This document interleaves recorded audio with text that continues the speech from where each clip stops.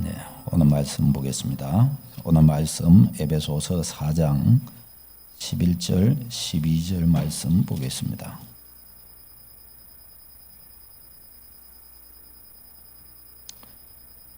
에베소서 4장 11절, 12절 말씀입니다.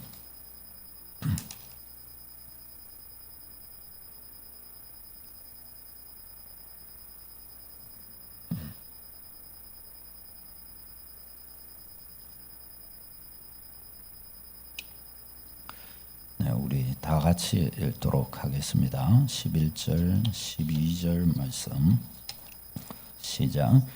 그가 어떤 사람은 사도로, 어떤 사람은 선지자로, 어떤 사람은 복음 전환자로, 어떤 사람은 목사와 교사로 삼으셨으니 이는 성도를 온전하게 하여 봉사의 일을 하게 하며 그리스도의 몸을 세우려 하심이라. 아멘. 네, 그리스도의 몸을 세우려 하심이라. 네, 오늘은 교회의 직분이라는 제목으로 말씀을 전하겠습니다. 네, 새로운 해가 이렇게 시작되었는데 어찌 실감이 나시는지 모르겠습니다. 네, 저는 실감이 안 납니다. 네, 어렸을 때는 한 해가 지나고 막 한 해가 시작되면 뭔가 막 뿌듯하고 막 이랬는데 지금은 지났는지 안 지났는지도 모르겠어요.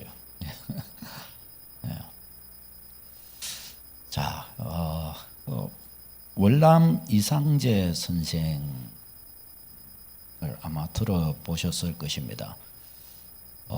우리나라 일제시대 때 독립운동가로 아주 알려지신 분이죠. 서재필 또 윤치호 등과 함께 독립협회를 조직하고 이 나라의 독립을 위해 애썼던 분입니다. 근데 이분이 이제 1903년에 개혁당 사건으로 이제 일본에 의해서 감옥에 이렇게 갇히게 됩니다. 근데 이분이 감옥에 이렇게 갇혀서 거기에서 신비로운 일을 경험하게 됩니다. 이 브로크만 선교사님의 글에 보면은 이상재 선생에 관해서 그때 일을 알려주는데 그때 환상 가운데에서 이분이 하나님의 사자를 만나게 됩니다. 그분의 말에 의하면 그랬대요. 그런데 그 하나님의 사자가 이상재 선생님한테 찾아와 가지고 이야기하기로 이렇게 말했다고 합니다. 내가 여태 그 두 번의 기회를 줬음에도 왜 회심하지 않았느냐? 이제 감옥에 갇힌 건 역시 믿음을 갖게 해 주려고 주는 기회임을 잊지 말라. 그 이상재 선생이 여기에서 자기의 삶을 다시 돌아보게 되고 그리고 여기에서 회심하게 됩니다. 감옥에서 이분이 회심을 합니다. 이때 이분의 나이가 54세였습니다.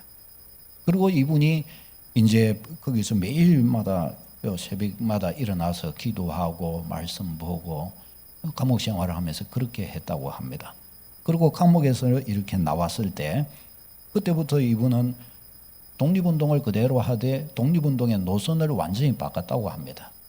그전에는 나라의 독립을 위해서라면 아주 과격한 수단과 방법, 투쟁 이런 걸 가리지 않고 막 그렇게 했는데 이제 기독교 정신을 가지고서 하나님의 사랑을 힘입어서 이제 출발하는데 그때 나왔던 게 YMCA 운동.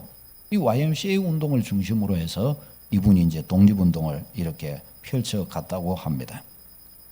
근데 이분이 그렇게 외침 속에서 이제 나라의 아주 중요한 지도자이시니까 이분이 만나는 사람마다 외쳤던 이야기가 말이 있었다고 합니다. 그게 뭔가 하면 여러분 한국이 살 유일한 길은 기독교에 있습니다. 하나님을 믿고 교회에 나가는 길밖에 없습니다. 이분이 가는 데마다 이렇게 외쳤다고 합니다. 이분이 이상재 선생. 들어보신 분은 많이 들어보셨겠죠. 이상재 선생이에요. 크리스찬. 이때 우리 독립운동을 펼쳤던 많은 분들이 다 크리스찬이에요. 캐톨릭도 있고 우리 개신교회도 있고 이 기독교인들이 무수히 많아요. 그런데 여러분, 이 이상재 선생이 소위 기독교에서 무엇을 보았기에 답은 기독교에 있다, 답은 교회에 있다, 그렇게 이야기했을까요? 나라는 일제의 강점에 의해서 나라는 빼앗기고 소망이 없는 듯이 그렇게 보이고 있을 때 어떻게든지 민족 지도자들은 나라를 찾아보려고 할 그때에 이분은 예수님을 만나고 그리고 사람들을 향하여 외치기 시작한 거예요. 이 나라의 답은 교회에 있습니다. 이 나라의 답은 교회에 있습니다. 예수님을 믿고 교회로 가야 됩니다. 이 민족이 그것만이 이 민족의 살 길입니다. 이분이 그렇게 외쳤다는 거예요. 여러분은 예수님을 믿고 교회에 이렇게 나오는 것이 내가 살고 가정이 살고 가문이 살고 이 나라가 살고 세계 열방이 사는 길임을 여러분 확신하고 있으십니까? 여러분 자신이 사는 길이 바로 이 길밖에 없다는 사실을 여러분 확신하고 있으십니까? 이걸 확신해야 됩니다. 성경이 가르쳐 주신 유일한 진리입니다. 진리. 이 진리를 확실히 붙드는 여러분 되시기를 바랍니다. 죽든지 살든지 내가 주 예수 그리스도 옷자락 잡고 내가 뛰어가겠다. 내 인생길 앞으로 주와 함께 가는 삶, 그 외에 딴 거는 생각할 수가 없다. 딱 마음에 결심하고 결정하고 주를 따르시기를 바랍니다. 여러분, 교회가 그렇다면 무엇이기에 개인에게도 가문에게도 국가에게도 세계 열방에게도 이 유일한 대안, 소망이 될 수가 있는 것일까요? 여러분, 교회가 뭘까요? 교회가. 성경에서 교회라는 용어가 제일 처음 나오는 곳이 이 마태복음 16장 18절입니다. 다 같이 한번 읽어보겠습니다. 시작. 또 내가 이르노니 너는 베드로라. 내가 이 반석 위에 내 교회를 세우리니 음부의 권세가 이기지 못하리라. 아멘. 아멘. 내가 이 반석 위에 내 교회를 세우리니 음부의 권세, 마귀 권세가 이기지 못한다라고 그렇게 말씀합니다. 이 반석 위에 주님의 교회를 세운다 그러셨어요. 그러면 이 반석이 그럼 뭐냐?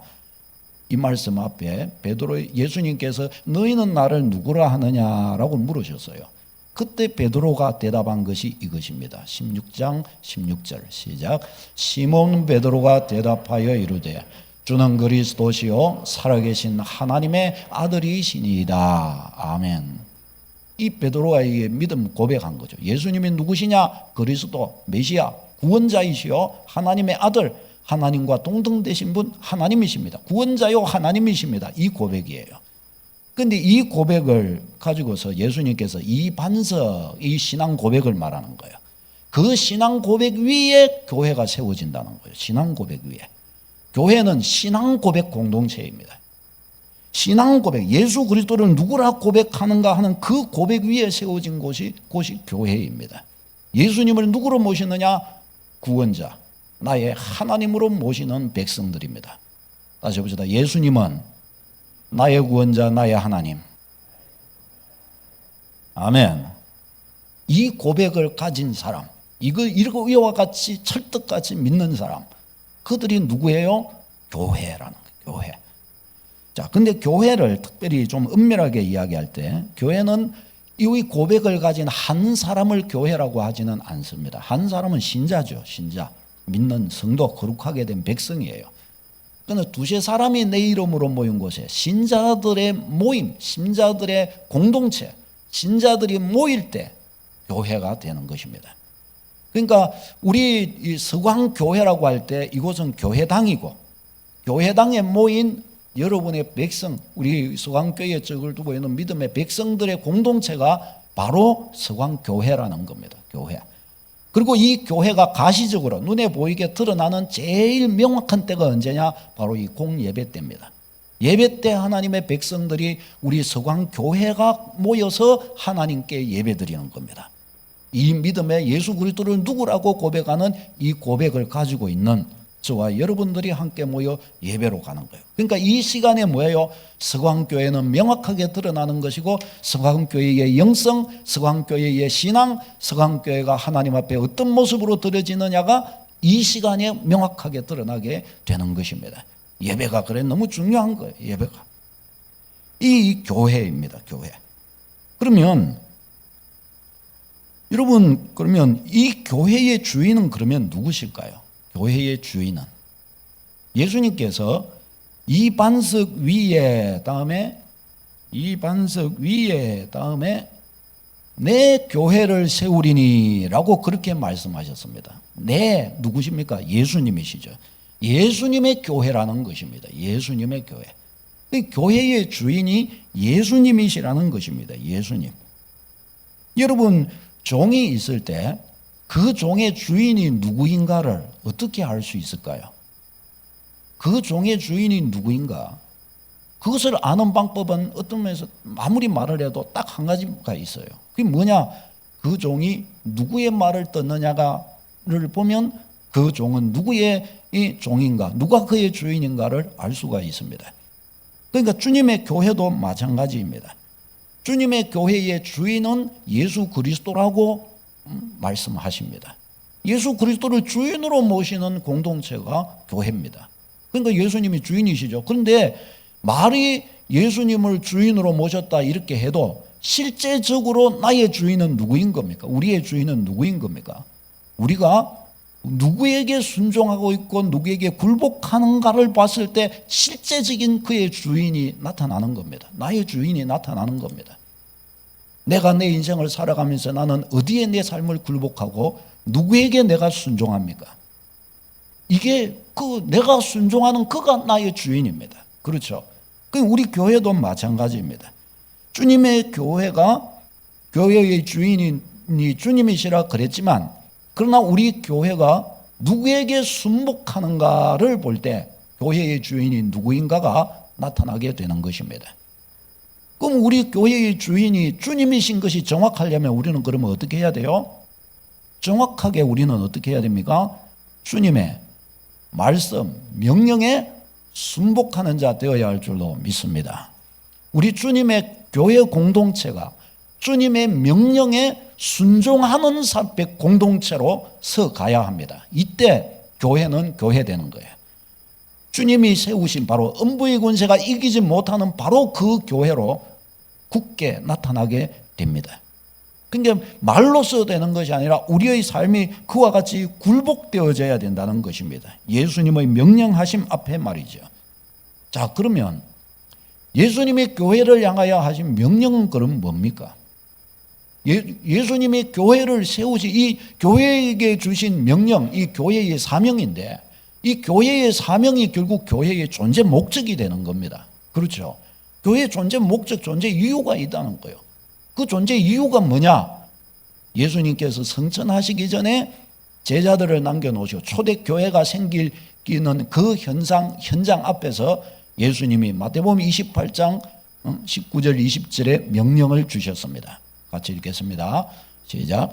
그러므로 너희는 가서 모든 민족을 제자로 삼아 아버지와 아들과 성령의 이름으로 세례를 베풀고 내가 너희에게 분부한 모든 것을 가르쳐 지키게 하라. 아멘. 모든 민족을 제자로 삼아 모든 민족을 제자 삼으라는 겁니다. 제자 삼으라. 여러분, 신앙은 그냥 복음 전하면서 끝나는 게 아닙니다. 주님이 우리에게 가르쳐 주신 원색적인 복음, 신앙이라고 하는 것은 제자화를 통해 전수되는 신앙이어야 한다고 가르쳐 주십니다. 그러니까 이방 종교들, 불교나 이런 데는 그냥 그 제색 몸빼바지만 입으면은 불교인이 돼버리는 겁니다.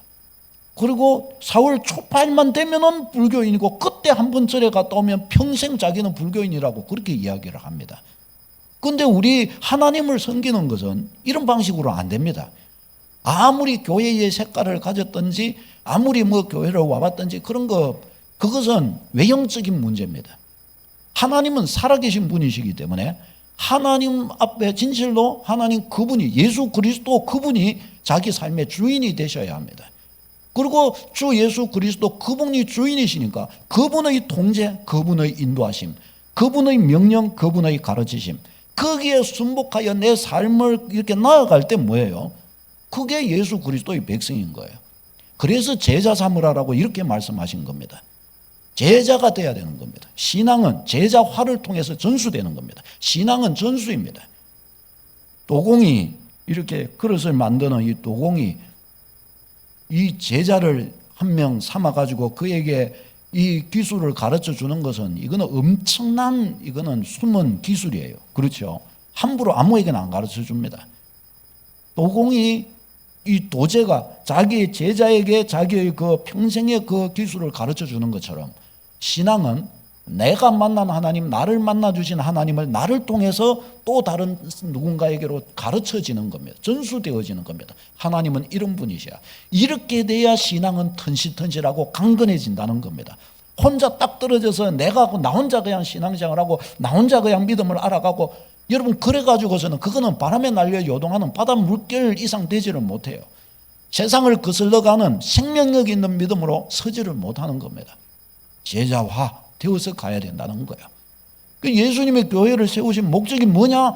바로 이와 같이 제자 삼는 일꾼들을 세워서 세상 사람들을 제자 삼아서 저들에게 복음대로 저들이 살아갈 수 있도록, 왜? 복음대로 살아서 저들이 다 구원받고 하나님의 복을 얻을 수 있도록 그렇게 하는 것입니다. 여러분, 우리 다른 예를 들어서 불교와 같은 이런 종류들은 가가지고 절에 가가지고 그냥 예를 들어서 108제 그냥 예를 들어서 절 그렇게 하고 집에 와가지고 자기 마음대로 살면 됩니다. 부처님이 내게 뭘 원하시는가 그런 거 아무 생각할 필요가 없습니다. 왜? 부처님이 내게 요구하는 게 없어요. 그냥 도 닦는, 자기가 부처가 되는 거니까 자기가 도 닦아가지고 어떻게 살든지 그렇게 가는 겁니다. 그러나 우리는 그렇지가 않아요. 우리는 하나님이 될 수가 없어요. 하나님이 우리 인생에게 다가오시고 하나님이 우리 인생에게 어떠하라 명령하십니다. 네가 구원받기를 원하냐? 내가 만들어 놓은 구원의 길을 너는 가라 이겁니다. 내가 원하는 길을 가면 구원이 되는 게 아닙니다. 주님이 만들어 놓으신 구원의 길을 가야 구원이 될 줄로 믿습니다. 이게 우리의 신앙인 것이에요. 그러니까 왜요? 주께 굽어져야 되는 것입니다. 이 일을 할 공동체, 이 일을 할 사람들의 모임, 이게 뭐냐? 이게 교회라는 것입니다. 교회, 지상 명령을 성취하는 공동체인 것입니다. 또 예수님께서는 성천하시기 전에 제자들에게 사도행전 1장 8절에서 우리가 너무나 잘 아는 이 말씀을 주셨어요. 같이 읽겠습니다. 시작. 오직 성령이 너희에게 임하시면 너희가 권능을 받고 예루살렘과 온 유대와 사마리아와 땅 끝까지 이르러 내 증인이 되리라. 아멘. 여기에서 성령이 너희에게 임하시면 이게 뭐냐? 세상 가운데 드러난 교회가 되면입니다. 제자들이 예수님과 동행하여 갈 때 12제자가 세워지고 이렇게 저들이 정확하게 신앙 고백을 가지고 주님을 따를 때 이 교회인 것이, 그때 교회가 이미 있었던 것은 맞습니다. 그러나 세상 가운데 교회의 교회됨의 권세를 가지고 정확하게 드러난 그 순간은 어디냐? 사도행전 2장 성령이 저들에게 오셨을 때, 예수님이 보내신 보혜사 성령이 저들에게 임한 사도행전 2장에서 신약 교회의 교회된 정확한 모습이 거기에서 드러나게 된단 말이죠. 그런데 예수님께서 말씀하셔요. 성령이 너희에게 임하시면 너희가 권능을 받고 땅 끝까지 이르러 내 증인이 되리라 그러셔요. 근데 제가 많은 이야기를 들었지만 여기에서 너희가 권능을 받고 또 내 증인이 되리라 이 말씀이 있는데, 이 말씀이 이 능동형으로 이렇게 해석이 이 모양이 될 수 있지만은, 근데 이게 문법적으로는 이게 명령형으로도 해석을 할 수 있다는 거예요. 아니 명령형으로 해석을 해야 된다는 거예요. 너희가 권능을 취하고입니다. 취하고 받고, 이게 수동적으로 받는 게 아니고 능동적으로 권능을 취해야 된다는 겁니다. 성령님이 오셨는 거로 어떻게 해요? 성령님을 붙들고 권능을 취해야 된다는 겁니다. 밥을 해놨으니까 어떻게 해요? 밥을 먹어서 배를 부르게 해야 된다는 겁니다. 권능을 취하고 그 다음에 내 증인이 되리라 그냥 되는 게 아니라 어떻게 해요? 정인의 길을 가라는 것입니다. 정인의 길을 어떻게 해요? 성령이 임하셨으니까 성령의 능력 붙들고 권능의 길을 이 정인의 길로 가라는 것입니다. 저 권능을 받고 딴 길로 갈 수 있습니까? 없습니까? 딴 길로 갈 수 있습니다. 그러나 주님은 우리에게 말씀하십니다. 성령의 권능을 왜 줬느냐? 정인의 길을 가라고 그랬다. 주님, 세상에서 해야 될 일이 이것도 있고 저것도 있고 이렇게 많은데 꼬지 정인의 길을 가야 되는 것입니까? 네가 이 땅에 영원히 살지 못한다. 이 땅에 너에게 준 최상의 소망이, 최상의 사명이 뭐냐? 영혼을 살리는 일이다. 주님은 그렇게 우리에게 가르쳐 주십니다. 우리가 죽을 자리 딱 앞에 섰을 때 그때 우리 인생에서 나의 죽음의 자리 앞에서 나를 받쳐줄 수 있는 최고의 소망, 최고의 위로가 뭐가 될 수 있는가? 주의 명령을 수종된 바로 그 일이 될 줄로 믿습니다. 내가 내 말에 내일 죽는다고 한번 생각을 해보십시다. 지금까지 내가 살아온 그 삶이 주님 앞에서 과연 주님의 칭찬을 받을 수 있을 것이냐, 그 문제에 대해서 우리는 고민해 보아야 합니다. 그리고 내가 지금까지 걸어왔던 나의 신앙의 걸음이 주님 앞에 섰을 때 주께서 네가 참 너의 하나님 앞에 잘 섰도다 하면서 주님이 내 손을 잡아주실 수 있도록 나의 이 땅의 마지막 시간 가운데 나에게 소망이 될 수 있는가? 이것을 우리는 정말 진지한 마음으로 추스려야 돼요. 그리고 그 생각 속에서 올 한 해 그렇다면 내가 방향을 어떻게 하나님 앞에 틀어서 내가 걸어가야 될 것인가? 진지한 마음으로 우리는 고민해야 할 줄로 믿습니다. 고민하지 않는 사람은 진지한 믿음 생활을 할 수가 없어요. 우리 하나님은 그렇게 시시한 분이 아니십니다. 사람도요, 시시하지 않은 사람은 그냥 쉽게 말하는 사람 말 그것도 듣지도 않습니다. 그렇지 않아요? 이 시시한 말을 듣지 않아요. 온 마음을 다하고 생각을 집중하고, 이 제목이 됐네. 이 사람이 저기 됐네. 제가 말을 들어보니까, 이제 똘똘하네. 아주 이게 되는 거예요. 여러분, 안중근 의사 있잖아요. 안중근 의사. 이또 히로부미, 그놈을 총으로 3발을 쏴가지고 죽였잖아요. 근데 이 안중근 의사가 그때 나이가 31살이었습니다. 31살 그때 그랬는데 일본 순사들 앞에 잡혀갖고 이제 감옥에 갔죠. 감옥에 갇혀갖고 이렇게 하니까 일본이 기회를 잡았다. 이때를 이용해가지고 우리가 조선을 이렇게 완전히 장악하는 이것에 대한 명분을 만들려고 일본은. 이 안중근 의사를 놓고 완전히 걸어갔다가 놓고 이제 완전히 죄인으로 잡고 자기들의 일본의 대단한 그런 권세자를 죽였다 해가지고 그것을 빌미로 해서 우리나라를 이제 잡아먹는 것을 아주 합리화 시키려고 했어요. 세계 가운데에서. 그런데 이때 이 안중근 의사가 이제 재판석상에 이렇게 서서 이야기를 하나하나 풀어나가는데 얼마나 소위 똘똘한지 아주 그냥 재판장도 크게 있는 사람들도 감당이 안 되는 거예요. 자기들 생각하고 도저히 같이 흘러가지를 않는 거예요. 그러니까 처음에 재판할 때는 세계의 모든 유수한 언론들 다 와가지고 이 재판을 들었대요. 경청하게 했대요. 기자들이 와가지고 촬영하고. 그런데 한 번 재판 딱 하고 나서 다 나가라. 아무도 못 들어오게 했대요. 그래가지고. 왜? 와갖고 이 안중근 의사가 입을 열었다 하면은 일본이 완전히 그냥 행한 그 수악한 일들이 다 드러나 버리니까 도저히 안 되는 거예요. 마지막에 재판장이 이제 사형을 언도하기 전에 이미 다 정해진 거 아니에요. 사형 당하는 거는 다 정해진 건데 마지막 그 사형을 언도하기 전에 마지막 하고 싶은 말이 있으면 하라고 그래요.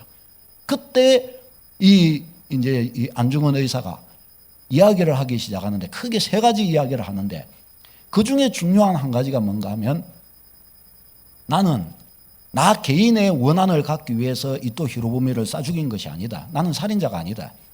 내가 그를 죽일 수밖에 없었던 것은 나는 나 개인 한 사람의 이름으로가 아니라 대한민국이라는 나라의 이 임시정부의 파송을 받아서 준장이라고 하는 이 군인의 직급을 가지고서 한 나라를 지키기 위해서 적을 물리친 것이다. 딱 그렇게 이야기를 한 거죠. 그러면서 이토 히로부미가 죽어야 될 이유에 대해서 그에 대해서 이야기를 1시간여에 걸쳐서 거기에서 마지막 그 변론을 했대요. 그 마지막 변론을 그렇게 다 하고 나자 거기에 있는 청중이 싸해졌대요. 싸해졌대요. 그리고 그 일본 그게 방송에 그것이 나갔나 그랬는데 그것을 본 일본 사람들이 이 사형을 언도받고 이제 감옥에 다시 이제 사형 당하기 전까지 가 있잖아요. 그런데 그때 일본 사람들이 흰 볏조각을 가지고 이 안중근 의사를 엄청 만나러 왔대요. 그리고 그 재판을 하던 재판장과 거기에 재판을 같이 했던 그 사람들이 있잖아요. 그 사람들도 많이 이렇게 찾아서 안중근 의사한테 왔대요. 왜 왔냐? 그때 당시에 그랬대요. 이분이 보니까 한 젊은 31살에 그냥 해갖고 우리 나라에 아주 중요한 요직에 있는 이토 히로부미를 죽였다. 그냥 그렇게만 생각했는데 그 말 하나하나를 보니까 뼈에 사무치게 다가오는 거예요. 일본인들에게도. 그러니까 일본 사람들이 너무나 감동을 받아가지고 이분이 죽기 전에 갖고 글이라도 하나 받아 놓으려고 그분한테 가갖고 힘 배들고 찾아갔대요. 그래갖고 그분이 글을 많이 써준 거예요. 그래갖고 그분의 글이 많이 남아있는 거예요. 그렇게. 감옥 속에서 동양평화론 해갖고 그런 글도 이분이 논문, 소논문도 쓰고 그런 게 다 남아있어요. 지금도. 얼마나 놀라운지. 이분이 그래갖고 당당하게 돌아가시는데 이분이 사형언도를 받고 났을 때 그 어머니 조 마리아 맞나요? 그죠? 그분이 어머니가 편지를 또 이 아들한테 안중근 의사에 쓴 게 있어요. 그 인터넷에 찾아보세요. 있습니다. 근데 그 어머니가 그렇게 완전히 신앙적이에요. 이분이 캐톨릭 신자인데 완전히 신앙적이에요. 너는 절대로 여기서 살아서 나올 생각하지 마라. 나는 네가 죽기를 바란다. 여기서 딱 죽어서 나와야 된다.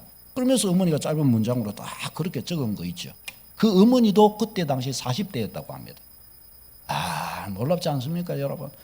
우리 선조들의 기상이 그런 정도입니다. 조선시대 우리의 선조들 어떻습니까? 사육신. 뭐예요? 이들을 깨워가지고서, 이전에 섬기던 왕 외에 그 다음 단계의 이 왕을 섬기라라고 이야기했을 때 이 몸이 죽고 죽고 일백번 고쳐지고 백골이 진토되고 넋이라도 있고 없고 이만 일편단심에 변할 수 있어요.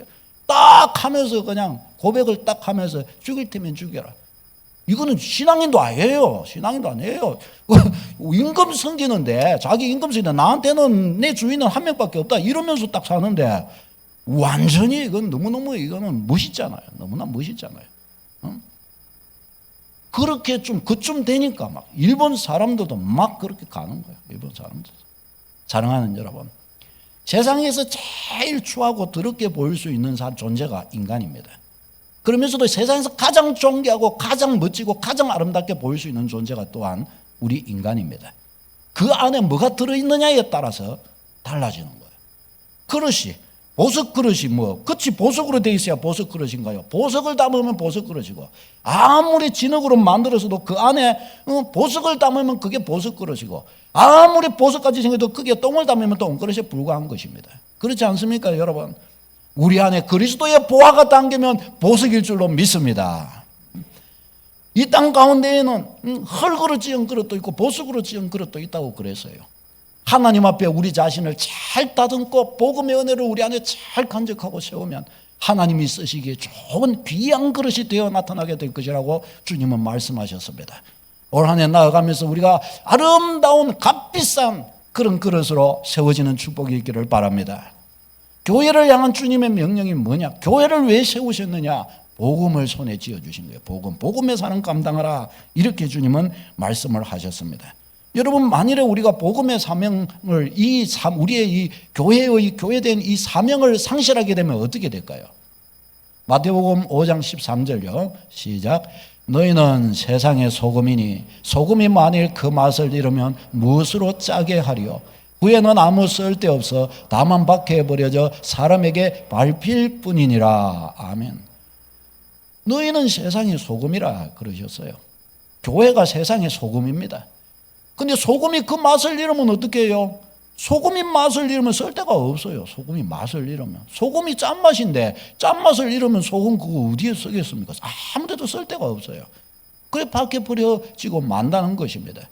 주님의 교회가 사명을 잃어버리면 어떻게 해요? 방황하고 쓸 데가 없어요. 교회 아니어도 다른 수많은 좋은 것 많아요. 좋은 계모임. 예? 계모임 들어봤죠? 계모임. 좋은 계모임 있고 이런 모임 저런 모임 얼마나 좋은 것 많아요.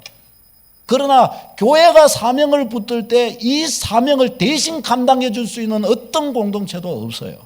그러나 교회가 사명을 버리면 교회보다 더 좋은 공동체들 많아요. 세상에 수많은 공동체들이 다 있어요. 사랑하는 여러분, 교회가 그러니까 사명 버리면 아무것도 아니에요. 우리도 사명에서 이탈하고 사명 놓치면 그리스도인의 권능, 그리스도인의 힘, 그리스도인의 놀라운 모습 그거 다 없어져 버리고 마는 것입니다. 교회는 철저히 자기 존재 목적을 따라가야 되는 겁니다. 우리 그리스도인은 철저히 우리의 존재 목적을 따라가야 되는 겁니다. 그래야 진짜 우리는 빛을 발할 수 있고 진짜 교회의 영광스러움이 나타날 수 있습니다. 여러분, 이 컵이 아니죠. 이거 보세요. 이거 리모컨 이게 멋지잖아요. 이거 탁 누르면 저리 가고 탁 누르면 저리 가는 거예요. 근데 제가 이걸 이래 가지고 아무리 눌러도 이거 꼼짝도 안 해요, 저게. 그럼 이건 뭐예요? 이게 돈만 버린 거예요. 이건 던져버려야 돼. 이건 쓸 데가 없는 겁니다. 그러나 이게 딱 했을 때 바로 딱딱 되잖아요. 그게 너무 신기하고 좋은 거예요. 이야, 멋지다, 좋다. 이 값을 얼마, 이게 저거는 아무래도 저거는 한 10만 원 되겠네.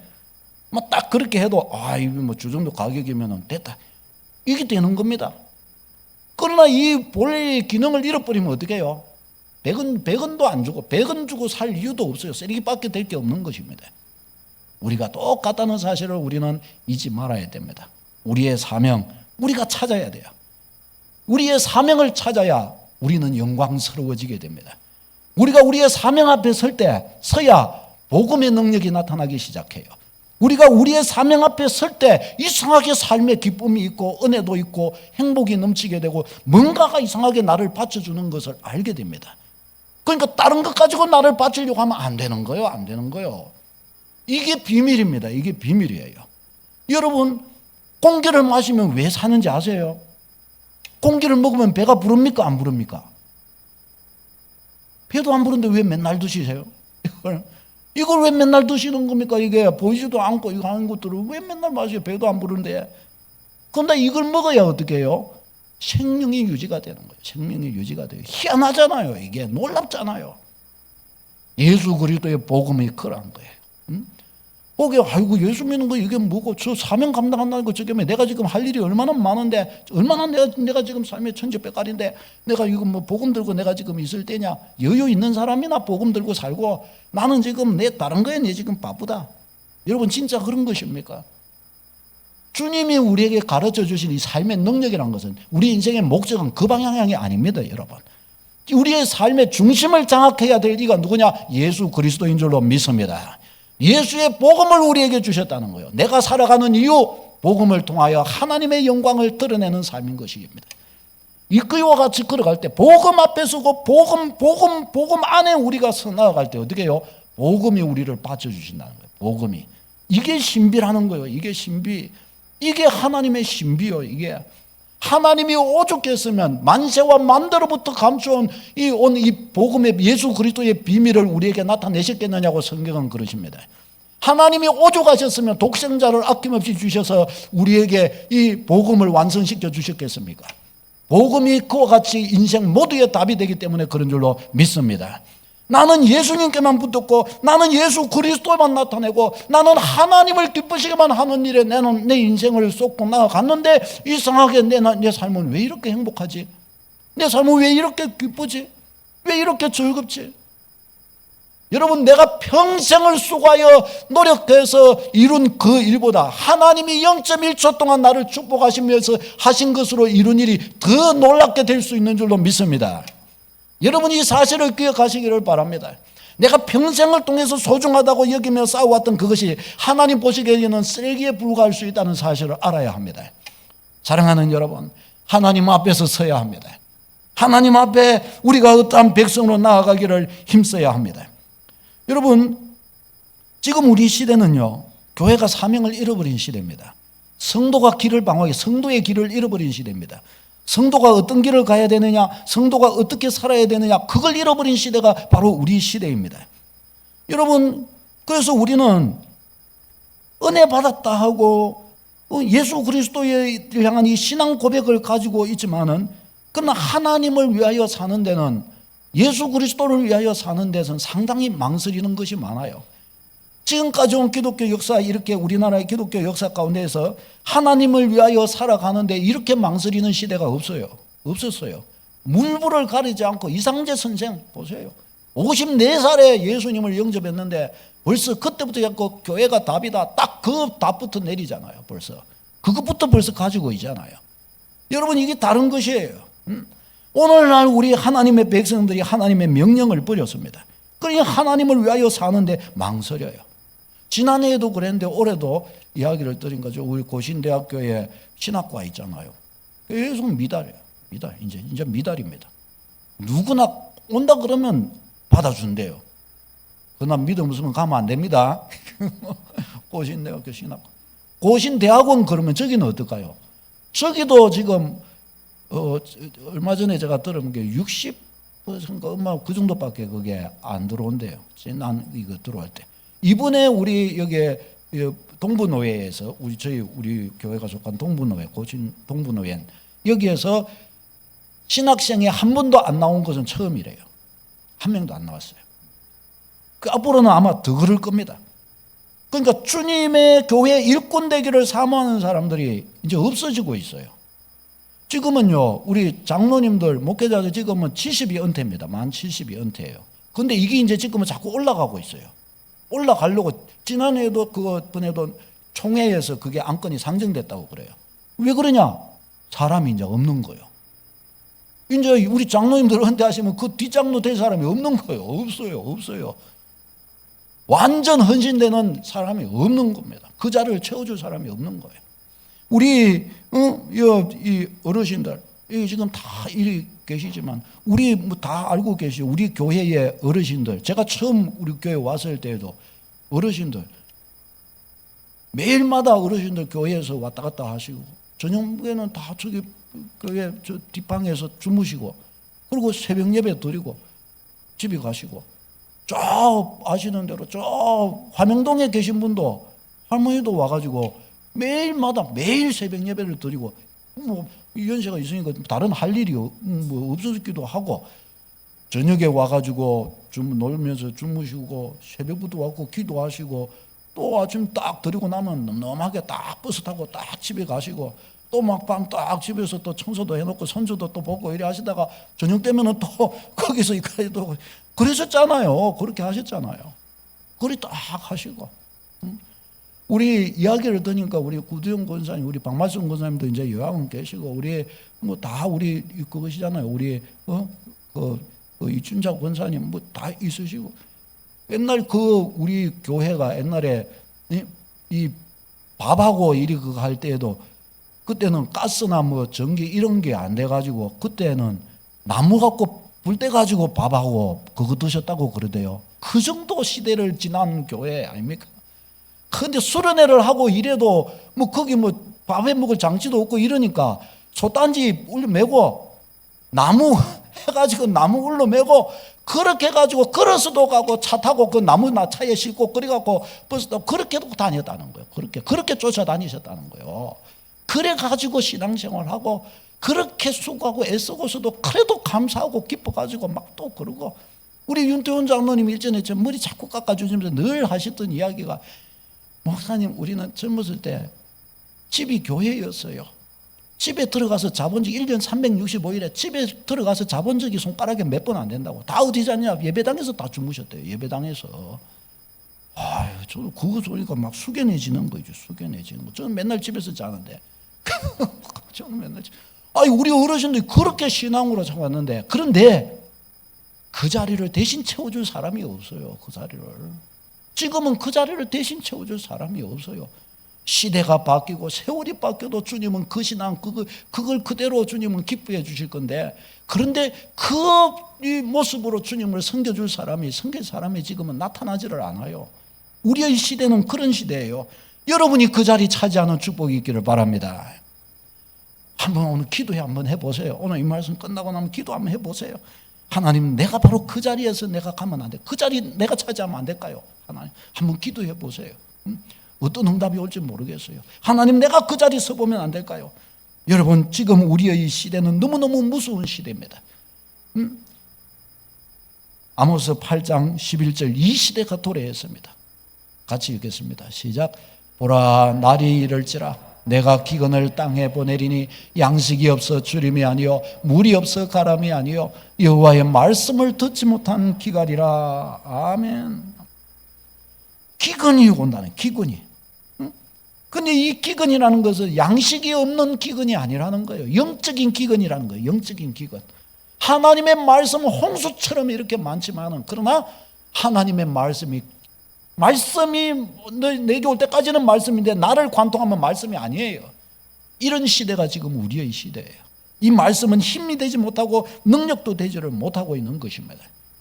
사랑하는 여러분, 이 주님의 이 몸된 교회가 사명상실하면 아무 쓸데가 없다고 그랬는데 얼마나 그러면 부끄럽겠어요. 우리는 교회의 사명 확실하게 회복하는 축복이 있기를 바랍니다. 교회 사명 회복해야 돼요. 교회의 사명 수행하기 위해서 우리가 세워야 될 게 뭐냐? 첫째가 조직력이에요. 조직력. 교회 공동체라고, 나 혼자는 조직이 필요 없어요. 그러나 공동체로 있을 때는 조직이 필요한 거예요. 조직으로 움직여져야 되는 거예요. 예수님께서도 12제자를 세우셨을 때 12제자도 베드로, 야고보, 요한을 리더로 해가지고 베드로, 야고보, 요한 가운데도 베드로가 리더가 되고 그 밑에 야고보, 요한이 있고 3명으로 해갖고 4명씩 제자들이 붙는 거예요. 그래서 3, 4, 12. 그래서 세무더기로 이렇게 해서 제자들이 12명이 딱 이렇게 결속이 되어 있는 거예요. 소그룹으로 딱딱 나누어 가지고 저들이 탁탁 이렇게 묶어졌단 말이죠. 그렇게 해서 저들이 나간 거예요. 이 조직력이에요. 조직력. 70인 제자들이 딱 이리 있고 120 문도들이 있고 이렇게 주님 앞에 그와 같이 딱딱 그렇게 묶어져 나아가는 것입니다. 사랑하는 여러분, 이걸 잊지 말아야 돼요. 우리 교회는 조직은 갖추어져 있는데 조직력이 있습니까? 없습니까? 조직이 제 역할을 감당하지를 못하고 있는 거예요. 조직을 세워야 됩니다. 조직을 세우려면 어떻게 해야 될까요? 조직의 힘으로 나가는 것이에요. 이 조직을 움직이는 중요한 것이 뭔가 하면은 직분이라는 것이에요. 직분이 조직을 움직이는 거예요. 아무나 그냥 그 조직에서 아무나 뭘 맡아가지고 그렇게 하면 중구난방이 되잖아요. 이 사람 했다 저 사람 했다 뭐가 제대로 안 되는 거예요. 그래서 직분을 주어서 그 사람을 전담을 시키는 거예요. 맡기는 거예요. 올해 성도님께서 이 일을 잘해서 주께 영광이 되시기를 바랍니다. 딱 이 일을 잘 감당함으로 하나님의 복을 받으시기를 바랍니다.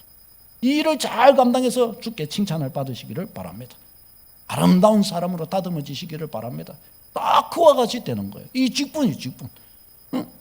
그 분야를 담당할 직분자를 세우는 거예요. 그리고 그에게 그 일을 맡기는 거예요. 맡겨서 충성되게 섬기도록 그와 같이 하는 것입니다. 그가 그 일을 향하여 충성되게 섬겨 나갈 때 어떻게 해요? 그 직분이 맡겨져 있는 그 조직은 튼튼해지게 되는 것입니다.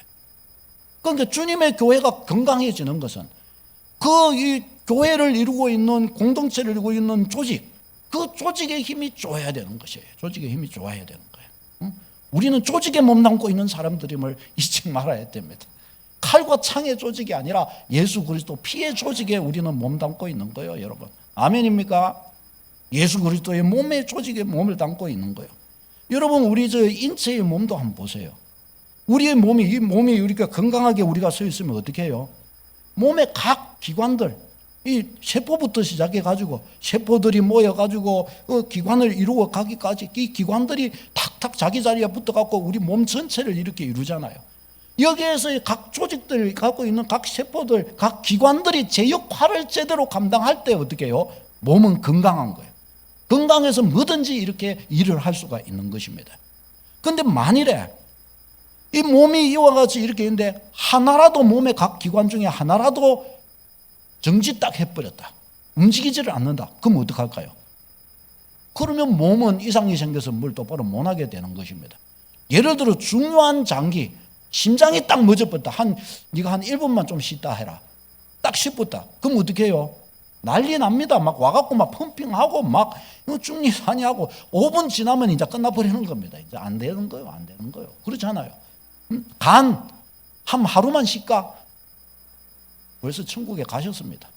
흡파, 폐, 다 마찬가지죠. 손가락도 손도 마찬가지죠. 니 한 일주일만 좀 쉬라. 오른손 일주일 쉬자. 잃어버리면 어떻게 해요? 우리 굉장히 불편하게 되고 맙니다. 뇌가 쉬면 어떻게 될까요? 그날부로 끝나는 겁니다. 그러니까 한시도 쉴 수가 없는 거예요. 몸의 각 부분들이 다 함께 같이 정상적으로 작동을 할 때 어떻게 해요? 몸은 가장 원활하고 강건하게 되는 것입니다. 주님의 교회의 건강성이라는 것은 바로 그래요. 각 직분들이 자기의 위치에서 신명을 다하여 사람에게 아닌 내가 고백하는 나의 구주께 정말 나의 신앙 고백이 나의 그 직분을 통해 드러나게 될 때 어떻게 해요? 강건하게 되는 것입니다. 할렐루야. 강건하게 되는 거예요. 직분을 왜 세우느냐? 에베소서 4장 12절 같이 읽겠습니다. 시작. 이는 성도를 온전하게 하여 봉사의 일을 하게 하며 그리스도의 몸을 세우려 하심이라. 아멘. 결국 성도를 온전하게 해서 봉사를 하고 이러고 해서 결국은 주님의 몸, 교회를 세우기 위해서 그렇다는 거예요. 몸된 교회를 잘 세우기 위해서 한 분 한 분들이 세워지게 되는 것이란 말이죠. 성도 한 사람 한 사람은 성령의 끈으로 긴밀하게 연결되어져 있습니다. 한 사람 한 사람은 절대로 소홀히 될 수 없어요. 쭉 가다가 한 사람한테서 딱 막혔다 그러면 이 혈관 쭉 가다가 탁 막히면 어떻게 돼요? 그러면 그만 힘 못 쓰는 겁니다. 이 혈관이 머리에서 터졌다 그래 버리면 바로 병원 가버리는 겁니다. 그렇잖아요, 여러분. 그 가다가 쫙쫙 통해야 되는데 그게 안 되는 것입니다. 사랑하는 여러분, 우리의 이 선조들은 지금 우리가 있기까지 우리의 선조들이 지켜온 신앙의 이것은 그저 너무너무 존귀하고 아름다운 거예요. 우리 교회에서도 이와 같이 어떤 우리의 신앙의 선배님들, 지금은 요양원에 계시고 저녁 예배는 오기도 어렵고 자리에 앉아 있기도 쉽지 않으신 분들, 다 이 자리를 지키신 어르신들이지 않습니까? 이 자리를 우리가 다시 찾아가고 우리 다음 세대가 또 그 자리를 또 차지할 수 있도록 우리가 그렇게 해야 할 줄로 믿습니다. 우리 말씀 한번 읽겠습니다. 시작. 네가 죽도록 충성하라. 그리하면 내가 생명의 관을 네게 주리라. 마태복음 15장 58절요. 시작. 그러므로 내 사랑하는 형제들아, 견실하며 흔들리지 말며 항상 주의 일에 더욱 힘쓰는 자들이 되라. 이는 너희 수고가 주 안에서 헛되지 않은 줄 알미라. 아멘. 이거 말씀 딱 가지고 올 한 해 정말 존귀하게 세워져 가는 여러분 되시고 주의 영광스러운 교회로 나타나게 되기를 바랍니다. 기도하겠습니다. 우리 말씀 가지고 한번 기도하겠습니다. 주여, 우리 모두는 성도 한 사람 한 사람은 다 직분자들입니다. 우리가 한 사람이 내가 있는 것만으로 나의 하나님 앞에서 나의 직분이 있는 겁니다. 하나님, 올 한 해 걸어가면서 나도 그리스도의 몸된 교회의 일부분입니다. 내가 주님 앞에 드려져야 될 분량이 있는 것을 저는 알고 있습니다. 주님, 그 자리에 내가 잘 서도록 도와주십시오. 오늘도 주의 은혜 앞에 세워져 갈 때 주의 은혜의 돌보심과 인도하심으로 주여 서도록 도와주옵소서. 우리 이 제목 가지고 한 가지 기도하겠습니다. 주여